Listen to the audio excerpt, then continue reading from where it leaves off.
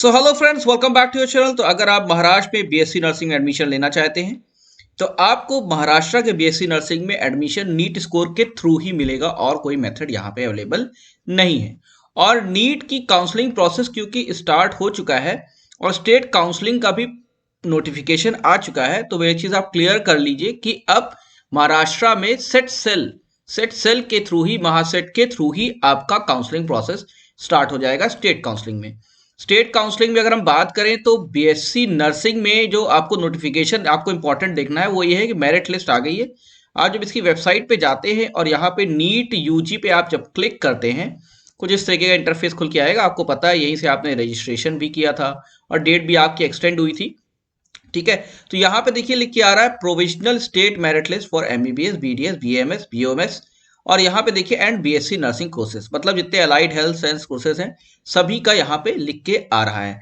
आपको इसे क्लिक करना है। अब ये नोटिफिकेशन आपके लिए यूजफुल क्यों है ये इंपॉर्टेंट है। देखिए हम ये पीडीएफ इसका जब क्लिक करते हैं तो ये कि ये पीडीएफ यहाँ पे खुल के आता है। यहाँ पे लिखा हुआ है फ्रेंड्स, देखिए state common entrance test cell का ये प्रोविजनल स्टेट मेरिट लिस्ट है। इसका मतलब क्या है, ये वो मेरिट लिस्ट है जिसका नाम इसमें आया है वही पार्टिसिपेट करेगा काउंसलिंग में। देखिए इसमें दो चीजें हैं। पहली बात तो आपने नीट एग्जामिनेशन दिया होगा, उसके बाद आपने ऑनलाइन रजिस्ट्रेशन कराया होगा सेट सेल पे। तो जिन्होंने रजिस्ट्रेशन नहीं कराया है वो तो एलिजिबल ही नहीं हुए। तो पहला तो ये था कि नीट एग्जाम देने के बाद आपको यहाँ पे रजिस्ट्रेशन कराना था। रजिस्ट्रेशन आप सबने कराया, उसके बाद उन्होंने एलिजिबिलिटी चेक की और अब यहाँ पे provisional state merit list release की है। सभी कोर्सेज की एक साथ कर दी, कोई डिफ्रेंशिएशन नहीं किया, मतलब MBBS, BDS, allied health science courses, BSc nursing तक का यहाँ पे कर दिया है इन्होंने। अब आपके लिए यूजफुल किस तरीके से, अब आपको देखिए ये बहुत लंबी चौड़ी लिस्ट है, इसमें बहुत ढेर सारे नाम है और ये जो है इसमें अगर हम बात करें तो कई लाख तक की रैंक यहाँ पे डिस्क्राइब की गई है, ठीक है। जैसे एंड में ही हम देखें तो कहीं 57,000, कहीं 57,000। तो इस तरीके की बहुत लंबी चौड़ी लिस्ट आई, लेकिन आपको यूजफुल क्या है, इसमें आप अपनी एक्चुअल रैंक जान सकते हैं। देखिए आप क्या करिएगा, यहाँ पे इस लिस्ट में अपना नाम ढूंढिए। नाम कैसे ढूंढने का मैं बता देता हूँ आपको, ध्यान सुनिएगा। देखिए जो लोग नए हैं, जो कंप्यूटर कम यूज करते हैं, उनको कंप्यूटर स्क्रीन पे दबाना है कंट्रोल एफ बटन। क्या दबाना है? Control F. तो CTRL F जैसे ही आप दबाएंगे तो जो भी आप नाम लिखेंगे, जैसे आपने लिखा अपना नाम, मान ली लिखा आपने रखा कार्तिक, ठीक है। तो मैंने ये लिखा, इतना ही लिखा। अब इसके जितने मैचिंग वर्ड्स होंगे दिखाएगा। देखिए पहला वर्ड इसने दिखा दिया कार्तिक, यहाँ पे अवेलेबल है। तो आपका जो भी नाम है एग्जैक्ट स्पेलिंग लिख के आप यहाँ पे ढूंढ सकते हैं कि आपका नाम मेरिट लिस्ट में आया है कि नहीं आया है। ये एक्चुअली 1338 पेजेस की मेरिट लिस्ट है, तो इसमें आपको अपना नाम ढूंढने में दिक्कत होगी। तो मैं आपको तरीका बता रहा हूँ, कई लोग को पता होगा। अब आपको दूसरी चीज क्या देखनी है, आप अपने नाम के सामने देखिए कि आपकी सब चीजें इंफॉर्मेशन सही आ रही है कि नहीं आ रही है, ठीक है। अब यहाँ पे क्या क्या सारी कैटेगरी दिखा रहा है, जैसे कार्तिक जी नायर जी हैं। तो एक चीज ये दिखा रहा है कि देखिए पहली बात क्या कह रहा है, नीट ऑल इंडिया रैंक इसकी 3 है। देखिए कुछ इन्फॉर्मेशन की हम बात कर लें, देखिए इंपॉर्टेंट इन्फॉर्मेशन आपकी यहाँ निकल के आएगी। देखिए इसमें ये बता रहा है कि नीट ऑल इंडिया रैंक 3 है, तो मतलब महाराष्ट्र से नंबर 3 रैंक गई है। ये चीज भी इंफॉर्मेशन मिली। और इनका नीट रोल नंबर ये है और सेट सेल में इन्होंने रजिस्ट्रेशन कराया है स्टेट काउंसलिंग के लिए और इनका नाम है कार्तिका जी नायर और ये फीमेल है और इनकी कैटेगरी इन्होंने स्पेसिफाई नहीं की, मतलब ये अनरिजर्व कैटेगरी में आते हैं, ठीक है। तो पहला जो महाराष्ट्र का बच्चा है जिसने नीट क्वालिफाई किया है उसकी रैंक ऑल ओवर इंडिया 3 है, ठीक है। फिर उसके बाद 14th रैंक वाला स्टूडेंट आया है महाराष्ट्र से, वो हृदय विशाल मोहते हैं, मेल हैं। अब देखिए इसमें इंपॉर्टेंट चीज क्या है, इसमें आप अपनी रैंक जान सकते हैं कैटेगरी वाइज। कैसे? जैसे यहाँ पे देखिए इसमें बताया है कि 38 रैंक जिसकी आई है ऑल ओवर इंडिया, ये ऑल इंडिया रैंक है, ठीक है।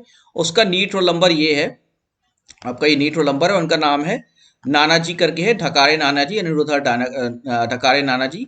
ये मेल हैं और इनकी कैटेगरी क्या है? ओबीसी। अब यहाँ ध्यान दीजिए क्या मैं बताने जा रहा हूँ।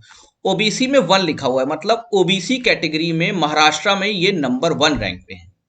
समझ में आई बात आपको? ओबीसी कैटेगरी में महाराष्ट्र में ये नंबर 1 रैंक पे है। ऐसे अगर हम बात करें तो देखिए प्राची ढोटे जी हैं, ये ओबीसी में नंबर 3 रैंक पे हैं, जबकि इनकी जो है जो लिस्ट में नंबर आया है वो 10वें नंबर पे है, लेकिन ये ओबीसी में नंबर 3 रैंक पे हैं। आइए और मैं आपको दिखाता हूँ। जैसे ईडब्ल्यूएस की जो पहली रैंक आई है ईडब्ल्यूएस, तो ईडब्ल्यूएस मतलब क्या हो, economically weaker section, general category में ये आया है जाधव जी का, जाधव संतोष जी का। और इससे क्या इन्फॉर्मेशन हमको मिलेगी? देखिए इन्फॉर्मेशन जो हमें मिलेगी वो ये मिलेगी, इनकी जो रैंक है वो 338 है, कितनी रैंक है? 338। तो मतलब 338 रैंक पे जाके पहला ईडब्ल्यूएस आ रहा है। इसी तरीके से आप बात करिए तो एससी, एसटी, आपका ओबीसी, सारे कैटेगरी। देखिए एससी की जो पहली रैंक आई है, देखिए SC1, मतलब शेड्यूल कास्ट में जो पहली रैंक ये आई है, मूली यशोदीप दीपक जी की, ये मेल है, ठीक है। और इनकी जो रैंक आई है 488। तो 488 रैंक पे पहला एससी कैंडिडेट आया, ये ऑल इंडिया रैंक है। इससे आपको फायदा क्या होगा? इसको जब आप स्टडी करेंगे तो आपको पता चलेगा कैटेगरी वाइज मेरी रैंक कितनी है, मेरी जनरल में रैंक कितनी है, कोई कैटेगरी ओबीसी का है उसकी ओबीसी में रैंक कितनी है, एससी में कितनी रैंक है, ईडब्ल्यूएस में कितनी रैंक है, एसटी में कितनी रैंक है। इससे फायदा ये होगा जब आप एमबीबीएस, बीडीएस तो हम नहीं बात कर रहे हैं यहाँ पे, जब हम बीएससी नर्सिंग की बात करेंगे तो हमें पता है टॉप रैंकर्स तो ज़्यादातर एमबीबीएस, बीडीएस और बीएमएस जैसे कोर्सेस ऑफर कर लेंगे। तो बीएससी नर्सिंग में बाद की रैंक वाले आएंगे और अपनी रैंक से आप गेस कर सकते हैं कि कितने रैंक और कितने नंबर तक मेरा सिलेक्शन हो जाएगा, मैं कहाँ स्टैंड कर रहा हूँ। थोड़ा सा मैं और एक्सप्लेन करूँ, देखिए जैसे मैं बात करता हूँ, मैं एक और कैंडिडेट ढूंढता हूँ। देखिए मैं आगे जैसे आगे स्क्रॉल करता हूँ तो देखिए ईडब्ल्यूएस ओबीसी चलता चला जा रहा है ये। और ये देखिए जैसे ओबीसी 40 तक आ गया यहाँ पे, ईडब्ल्यूएस 22 तक आ गया, ठीक है। और ओबीसी 61 रैंक, देखिए ओबीसी 61, मतलब ओबीसी 61 जो रैंक आ रही है ये आ रही है महाराष्ट्र में, और ऑल ओवर इंडिया रैंक कितनी है इसकी? 4100 है, ठीक है। तो ये ओबीसी में युवराज शिंदे जो आ रहे हैं, ये आ रहे हैं महाराष्ट्र में 61 रैंक पे, ठीक है। ऑल ओवर इंडिया रैंक कितनी है इनकी? 4100 है, ठीक है। तो 3 से 13वां नंबर पे इनका नाम है। तो ऑल इंडिया रैंक 4100 है, महाराष्ट्र में 313 नंबर पे है, और आप कीजिए मतलब 313 नंबर वाली लिस्ट पे आए हैं, और ओबीसी आपका 61 है। तो ऐसे आप अपनी कैटेगरी जान सकते हैं कि आप कहाँ पे स्टैंड कर रहे हैं। तो इस लिस्ट से अपनी आप एनालिसिस कर लीजिए आप कहाँ पे स्टैंड कर रहे हैं, जैसे आपको आइडिया लग जाएगा कि इसमें एक्चुअली क्या है, सिर्फ महाराष्ट्र के बच्चों का नंबर है। तो जितने भी सीरियल नंबर यहाँ लिखे हुए हैं वो उन्होंने महाराष्ट्र के बच्चों की रैंक है। यहाँ पे देखिए जो पहला नंबर से हम कहते हैं सीरियल नंबर है ये, तो ये आपका नंबर है, आपकी पोजीशन पता चलेगी। ऑल इंडिया रैंक यहाँ पे लिख दी है तो आपको अपनी रैंक मालूम होगी कि मैं ऑल ओवर इंडिया में मेरी रैंक क्या है और यहाँ पे मेरी रैंक कितनी है। तो मतलब जो ये जो हम जैसे हमने आपको समझाया कि जो नीट की जिसकी ऑल ओवर इंडिया रैंक 3 है वो महाराष्ट्र में नंबर 1 पे है, और वो किस कैटेगरी में है? जनरल कैटेगरी में है, ठीक है। और इसी तरीके से मैंने समझाया था जो ओबीसी में जो रैंक नंबर 1 है महाराष्ट्र में, वो ऑल ओवर इंडिया रैंक उसकी 38 है, लेकिन महाराष्ट्र में रैंक उसकी 5 है। तो इससे आप आइडिया लगा सकते हैं अपनी कैटेगरी के हिसाब से। स्टडी कर लीजिए लिस्ट, कोई दिक्कत हो मुझसे आप सजेस्ट ले लीजिएगा, और बने रहिए हमारे चैनल से, सब्सक्राइब कर लिए। Thank you very much and best of luck.